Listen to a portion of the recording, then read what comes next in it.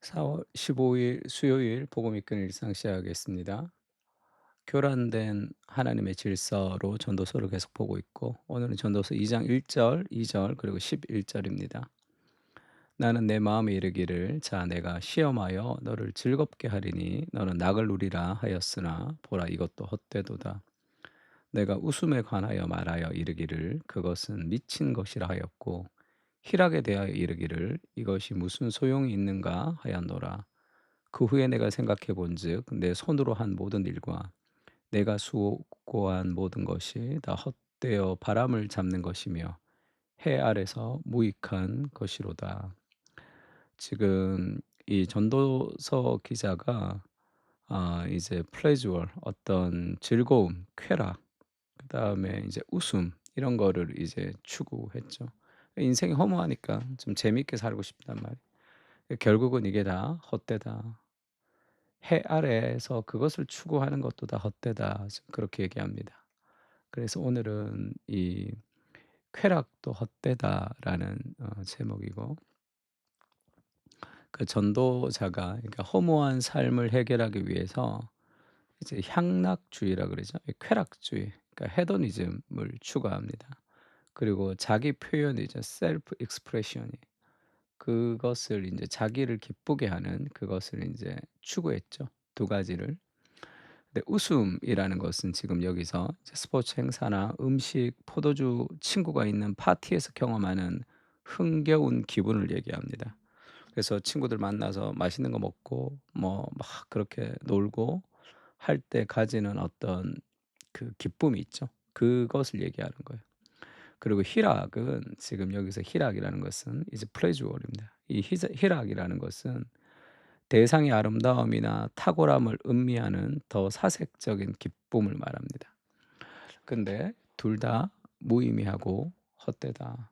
그 자체적으로 실격이다. 이렇게 자체적으로 실격이다. 어제도 이제 그 자체적으로 실격이다 이런 표현이 나왔는데 자체적으로 실격이다라는 것이 they fail on our term이니까 그 자신의 기준을 만족시키지 못한다 그 말이죠. 내가 원하는 것을 만족시켜 주지 못하는 거예요. 그 친구 만나서 막 이렇게 즐거운 시간을 보내고 그리고 뭐 내가 인제 그 아름다움을 추구하고 살아가는 해 아래 있는 것이 다 나의 온전한 기준을 채우지 못합니다. 그래서 막 외부적으로 인제 좀 뭐 이렇게 좀 힘들고 외롭고 그래서 인제 이 사람 저 사람 막 만나면 좋죠. 근데도 피곤하고 공허해요. 왜냐하면 내면의 안정감이 없기 때문에 그렇습니다. 그러니까 왜 그럴까? 이 쾌락은 이 희락이죠. 뭐 플레저를 희락이라고 번역했다, 쾌락으로 번역했다가 막 우리를 막 헷갈리게 하는데 이 플레저는 아무것도 성취하지는 못합니다. 왜냐하면 쾌락을 추구하려면 돈과 시간과 에너지가 들어가요. 근데 결국은 '아이고 이게 너무 큰 낭비다.' 이런 거를 깨닫게 됩니다. 시간이 흐르면 그거를 많이 깨닫게 되죠. 그래서 뭐 즐거움을 위해서 좀 힘들 때 뭐 어디 해외 가고 그다음에 여행 가고 막 그러면서 인제 그 인제 힘든 거를 인제 해외여행이나 뭐 그런 걸로 좀 푸는 그런 사람들도 있죠. 그 싱글일 때 인제 그런 일들이 많은데 그 어느 순간에 깨달아요. '아이고 이거 내가 돈과 시간과 에너지만 너무 낭비하는 것 같구나.' 그렇게 깨달을 때가 있습니다. 그 두 번째 이 쾌락이라는 것은 이 바람을 잡는 것이다. 성경은 그렇게 얘기하죠. 이게 무슨 얘기예요? 잡히지 않는 것을 잡으려고 하기 때문이죠. 그 추구가 이 바람을 잡는 것이다. 왜 이 땅에서의 쾌락을 추구하는 그 즐거움을 추구하려는 모든 노력은 결국은 의미가 없고 허무하게 끝이 납니다. 왜냐하면 우리가 더 즐거움을 추구하려고 추구하면 추구할수록 결국은 더 깊은 좌절이 들어와요. 이 도파미네이션이라는 책을 보면 우리 뇌가 이 도파민을 자극하기 위해서 뭔가 행동을 하면 그 균형을 맞춰 준다는 거예요. 그래서 도파민이 올라간 만큼 이게 떨어진다는 거예요. 그래서 그렇지 않으면 뭐 도파민이 계속 분비되면 살지를 못하겠죠. 그래서 늘 그런 쾌락을 추구하면 이게 떨어집니다. 그래서 인제 '균형을 맞춘다.' 그것이 인제 인간의 어떤 진화의 방식이다. 그 사람은 그렇게 얘기하지만 쾌락, 진정한 만족이 아닌 것을 추구하면 추구할수록 더 깊은 좌절이 빠지게 됩니다. 그러니까 결국은 쾌락을 추구하는 거, 내 즐거움을 추구하면 추구할수록 진정한 즐거움을 누리지 못합니다. 행복은 따라오는 것이지 행복 그 자체에 있지 않다 얘기했죠. 행복을 추구하면 불행해집니다. 행복이라는 것은 거룩을 추구할 때 따라오는 삶의 방향이죠. 그러니까 부부 관계도 마찬가지라고 얘기했죠. 결혼과 가족도 마찬가지입니다. 가족과 행복하게 살려면 행복을 포커스로 맞춰서는 안 돼요. 결혼을 행복을 위해서 하는 사람은 모든 결혼 관계는 다 불행해집니다. 결혼을 성숙과 거룩을 포커스로 맞춰야지 행복이 따라올 수 있는 거죠. 행복과 쾌락, 이 즐거움은 그 자체를 추구하면 우리가 그것을 얻지 못한다는 것을 알아야 됩니다. 그러니까 당신이 새 힘을 얻고자 의지하는 쾌락은 무엇입니까? 막 사람 만나서 즐겁게 만나고 맛있는 거 먹고 어디 여행 가고 그다음 어떤 아름다움을 경험하고 사색하고, 그것이 인생을 더 허무하게 한다는 거예요.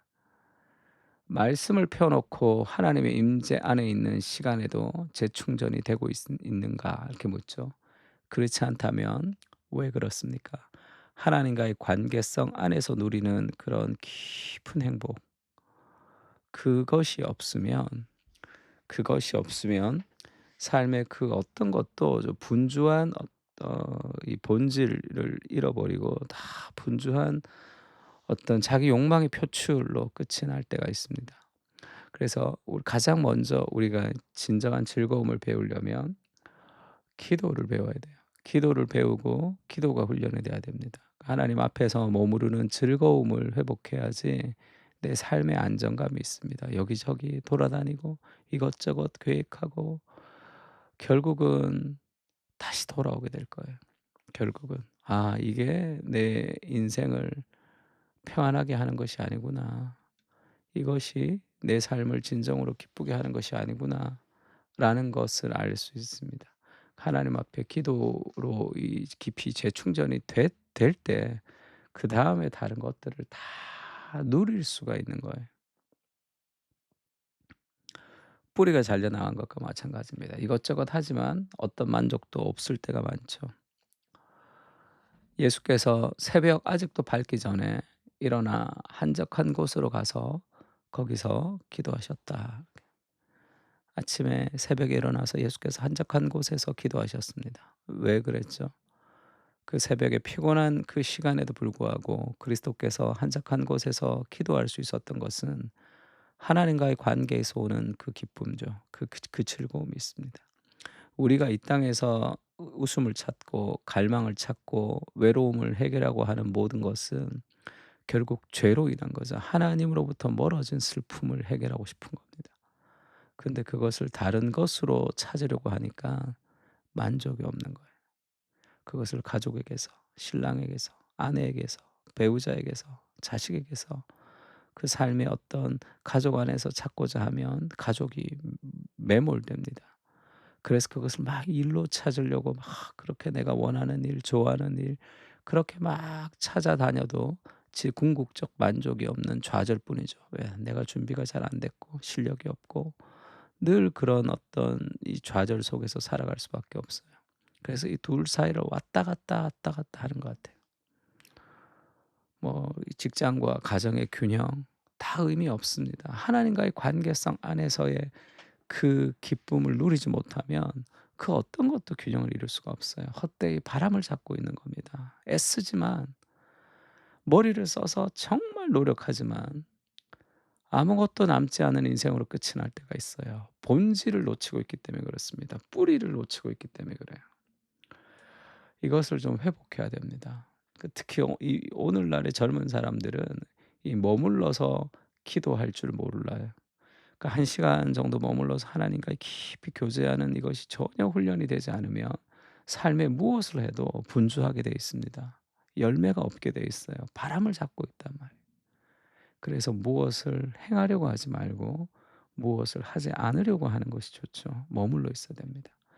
주말 같을 때 얼마나 시간이 좋습니까? 토요일 같을 때 아침에 일찍 일어나서 한 두세 시간 말씀 보고 기도하고 찬양 듣고 독서하고 그렇게 충분히 내 영혼을 하나님 앞에 두면 평안함이 있어요. 흔들리지 않는 어떠한 안정감이 있습니다. 예수님이 그렇게 얘기하죠. "지금 내가 아버지께로 가는데 내가 세상에서 이 말을 하옵는 것은 그들로 내 기쁨을 그들 안에 충만히 가지게 하려 함이라." 아버지와 가졌던 그 기쁨을 우리에게도 나누고 싶다. 그렇게 얘기하고 계십니다. 무엇이 우리를 가장 기쁘게 할 수 있습니까? 해 아래 있는 그 무엇도 우리에게 참된 기쁨을 줄 수 없습니다. 하나님을 알아가는 말씀 안에서 참된 기쁨을 누리게 하여 주시고 하나님과 교제하는 즐거움을 그 행복을 맛보고 나누게 하옵소서. 아멘. 우리 찬양 있죠. 주님을 사랑하는 기쁨을 즐거움을 빼앗기지 않게 하소서. 그 기쁨이 좀 있으면 좋을 것 같아요. 즐거움을 추구하려고 하면 할수록 더욱 좌절만 겪게 됩니다. 해 아래서 추구하던 삶의 방향을 내려놓게 하옵소서. 우리 두 번째는 복음 안에 있는 그리스도 안에 있는 참된 기쁨을 누리게 하시고 영혼의 진액을 경험하고 나눌 수 있도록 은혜를 부어 주시옵소서. 인생을 돌아 결국은 이것이 가장 내 영혼에 만족을 주는 것입니다. 그렇게 고백할 날이 있을 거예요. 그 많은 시간을 많은 사람들이 낭비합니다. 무릎을 꿇고 하나님 앞에 기도하십시오. 그리고 말씀을 묵상하면서 좀 기도해 보세요.